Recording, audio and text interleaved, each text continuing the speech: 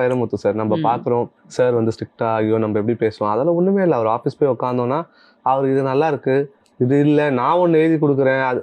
3வது பாட்டு கிளைமேக்ஸ் சாங்க்குலாம் வந்து நாங்கள் ஒன்று கொண்டு போனோம். இல்லை நான் ஒன்று எழுதி கொடுக்குறேன் அதுக்கு பண்ணுங்கன்ட்டாரு. ஸோ அது எழுதி வந்து கொடுத்தப்புறம் என்ன பண்ணுறதுன்னு அப்படியே போட்டு அப்படியே யோசிச்சுட்டே இருந்தோம். அதை வச்சுட்டு என்ன பண்ணுறதுன்னு தெரியல. பார்த்தா வந்து கவிதையா இது எப்படி பாட்டா அப்படின்னு போய் அவர்கிட்ட கேட்க முடியாதுல்ல. இல்லை சார் எனக்கு என்னோட டியூனுக்கு தான் வேணும்னு கேட்க முடியாது. ஏன்னா அவர் வந்து அவரோட பாயிண்ட் ஆஃப் வியூ என்னன்னா ஒரு பியூர் படத்துக்காக தான்.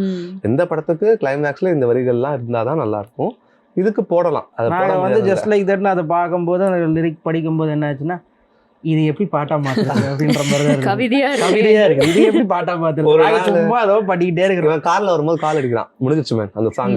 என்னடா முடிஞ்சிருச்சு வா நீ ஸ்டுடியோக்கு. அப்புறம் போயிட்டு கொஞ்சம் ஒர்க் அவுட் பண்ணி பார்த்தோம். ஓகே அது கிராக் பண்றதுக்கு 1 month ஆச்சு. ஓகே ஒன்ஸ் கிராக் பண்ணதுக்கு அப்புறம் லைக் சிஸ்டம் முன்னாடி உட்காந்து எல்லாத்தையுமே ப்ரோக்ராம் பண்ணி ஜஸ்ட் 1 or 2 hours பாட்டை முடிச்சிட்டோம். பட் ஆனா வந்து அதை கிராக் பண்றதுக்குன்ற ஒரு இது இருக்கு இல்லையா. ஸோ அதை தான் வந்து ஒன்ஸ் அதுக்கு முன்னாடி வந்து அந்த 1 month வந்து வி ஆர் அப்ரோச்சிங் ஃபோன் பண்ணிட்டே இருக்கோம். அவர் ஃபோன் எடுக்கல.